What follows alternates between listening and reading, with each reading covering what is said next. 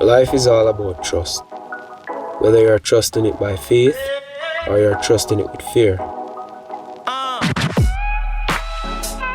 Everyone growing up has a passion. One of mine was to own a fast car will look good. I spent a lot of time thinking and planning the accomplishment of this goal. However, life in my experience doesn't work according to the plans in my thoughts.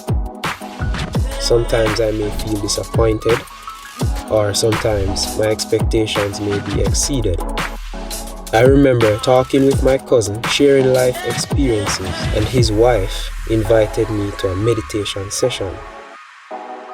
After the session, I realized I had the ability to let go of things I can't control, while believing that everything will work in harmony with the universe by God's grace.